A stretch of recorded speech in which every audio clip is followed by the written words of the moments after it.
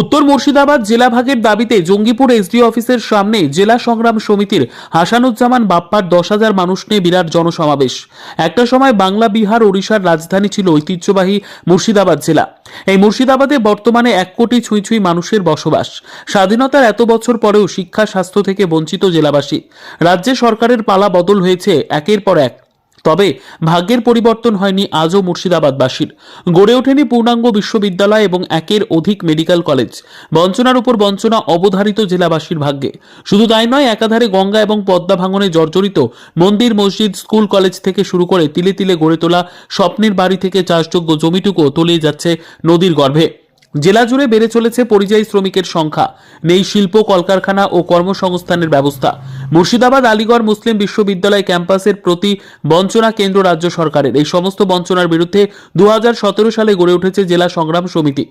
জেলা সংগ্রাম সমিতির সম্পাদক খরিবোনা উচ্চ বিদ্যালয়ের প্রধান শিক্ষক হাসানুজ্জামান বাপ্পার উদ্যোগে উত্তর মুর্শিদাবাদ জেলা ভাগের দাবি উঠেছে আওয়াজ। হাসানুজ্জামান বাপ্পা বলেন, 2022 সালের 1 আগস্ট রাজ্যের মুখ্যমন্ত্রী জেলা ভাগের ঘোষণা করলেও তা কার্যকর করেনি আজও।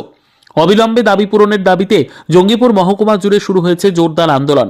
বেশ কয়েক বছর ধরেই জেলা ভাগের দাবিতে একের পর এক লাগাতার জেলা সংগ্রাম সমিতির উদ্যোগে সাইকেল মিছিল, বৃক্ষদান, গণস্বাক্ষর, গান্ধী জয়ন্তীতে সত্যাগ্রহ আন্দোলন পালিত হয়। তার পাশাপাশি রক্তদান শিবির অনুষ্ঠিত হয়।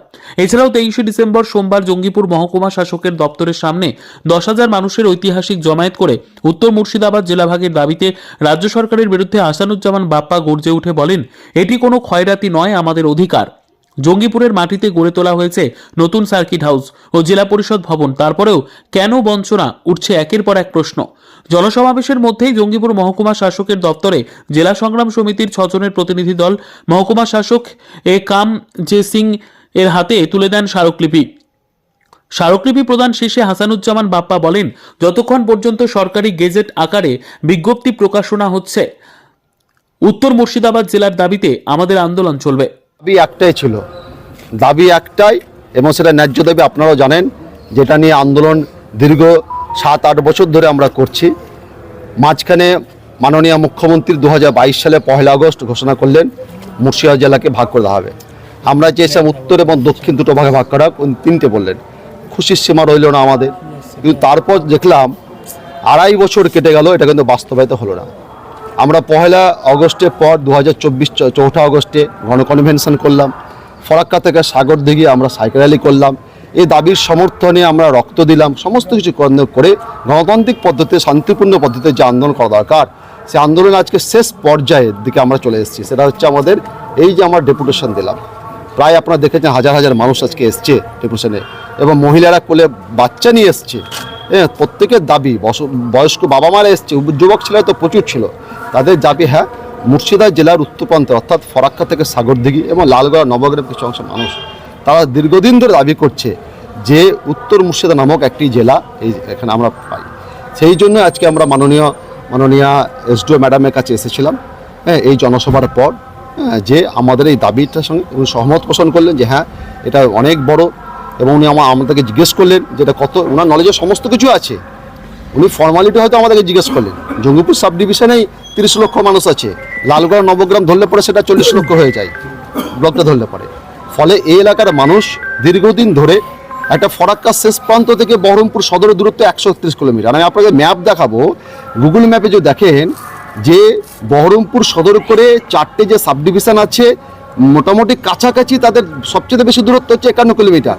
আর আমাদের জঙ্গিপুর এবং লালবাগের নবগ্রাম আর লালগোলা, তাদের যদি অ্যাভারেজ তাদের ডিস্টেন্স দেখা যায় বহরমপুর সদর থেকে, সেটা প্রায় 80 কিলোমিটার থেকে 100 কিলোমিটার আছে। মানে তা একদম যদি অ্যাভারেজ বাদ দিয়ে বেশি দূরতে যান, ফরাক্কার 131 কিলোমিটার বহরমপুরে। তাহলে সেই জেলা সদরটা জঙ্গিপুরকে কেন্দ্র করে কেন নতুন জেলা হবে না? আমরা সেই জন্য আজকে এই দাবি নিয়ে, একটাই আমাদের দাবি যে উত্তর মুর্শিদাবাদ জেলা আমাদের চাই। মাননীয় এসডিও ম্যাডামের কাছে এসেছিলাম, ওনাকে স্মারকলিপি আমরা দিলাম। সেই স্মারকলিপি তুলে দেওয়া হলো, এবং তার সঙ্গে আরও 4-5টা আমাদের পাতা, প্রত্যেকটা কারণ দিয়ে আমরা লিখেছি, পয়েন্ট দিয়ে যে কেন ভাগ করা দরকার। 2017 সালে যখন আমলেও জেলা হয়েছে, দিনাজপুর ভাগ হয়েছে, বর্ধমান ভাগ হয়েছে, মেদিনীপুর ভাগ হয়েছে, 24 পরগনা ভাগ হয়েছে, কোথাও উত্তর দক্ষিণ, কোথাও পূর্ব পশ্চিম। ইভেন 2017 সালে 3টে জেলা নতুন জেলা পেয়েছে। তাহলে মুর্শিদাবাদ জেলা এত বড় জেলা হলে পূর্ণাঙ্গ রূপ পাচ্ছে না কেন? এটা আমাদের দাবি নয়, এটা 2022 সালের 1 আগস্ট মাননীয় মুখ্যমন্ত্রী নিজে নবান্নে ঘোষণা করলেন, যেটা 3টে ভাগে ভাগ করে দেওয়া হলো। কিন্তু 2.5 বছর ধরে সরকারি খাতায় কলমে যেটা তোলা দরকার, অর্থাৎ সরকারিভাবে যেটা করা দরকার, সেটা ঘোষণায় থেকে গেল, কিন্তু বাস্তবায়িত হলো না। আজকে সেই জন্য আমরা বলছি, এই এলাকার মানুষদের রাজনৈতিক, প্রশাসনিক, অর্থনৈতিক সার্বিক ডেভেলপমেন্টের জন্য এখানে দুটো তাপবিদ্যুৎ কেন্দ্র আছে, দুটো সিমেন্ট কারখানা আছে, আলিগড়ের মতো একটা বিশ্ববিখ্যাত বিশ্ববিদ্যালয়ের ক্যাম্পাস আছে। আমরা সেই সমস্ত দাবি করি। এখানে কোনো এই সাব ডিভিশনে কোনো গার্লস কলেজ নেই। গার্লস কলেজ দাবিকে মেয়েরা এখন পড়াশোনা করতে চায়। বিশ্ববিদ্যালয় সেটা হচ্ছে মুর্শিদাবাদের, ওখানে বিশ্ববিদ্যালয় 8 বছর পর সেখানে আবার পূর্ণাঙ্গ বিশ্ববিদ্যালয় একটা ভাইস চ্যান্সেলর পাওয়া গেল। আমাদের এই জায়গাগুলো একেবারে পিছিয়ে আছে, অথচ এখানকার রেভিনিউ চলে যায়। নতুন আমরা জেলা পরিষদ চাই। আমরা এই সমস্ত দাবিগুলো নিয়েই ন্যায়সঙ্গত, বাস্তবসম্মত, যুক্তিসঙ্গত আজকে মানুষের দাবি, এটা আমাদের কারো ব্যক্তি দাবি নয়, এটা মানুষের দাবি নিয়ে জেলা সংগ্রাম সমিতি আজকে ম্যাডামের কাছে এসেছে। মুর্শিদাবাদে 22টির মধ্যে 20টি তৃণমূল কংগ্রেসের আসনে দিয়েছিল মুর্শিদাবাদ জেলাবাসী।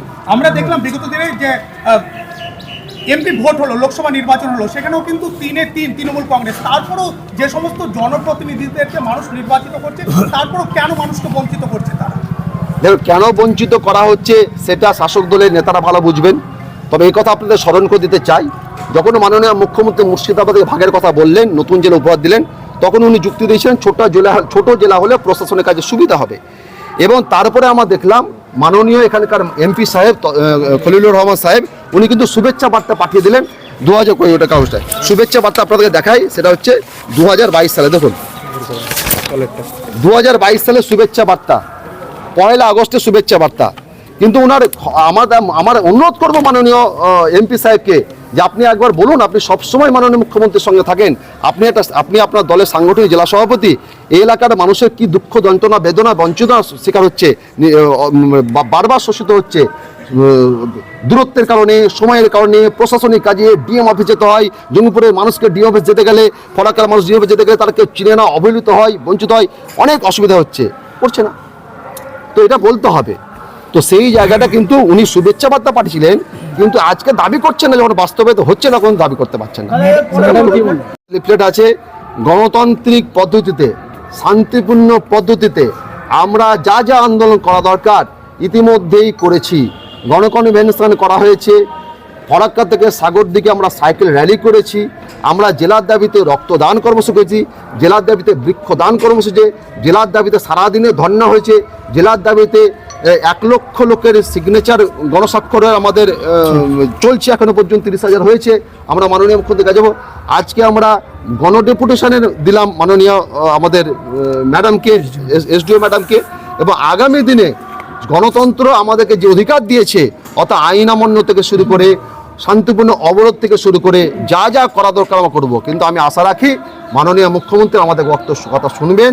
আমাদের কথা মানে এখানে যারা উপস্থিত আছে তাদের কথা নয়, এই প্রস্তাবিত উত্তর মৎস্য জেলার 40 লক্ষ শোষিত, বঞ্চিত রাজমিস্ত্রি, বিড়ি শ্রমিক, ভাঙনোদ্দিষ্ট, খেটে খাওয়া ছাত্রছাত্রী, শিক্ষক, সবার কথা শুনবেন।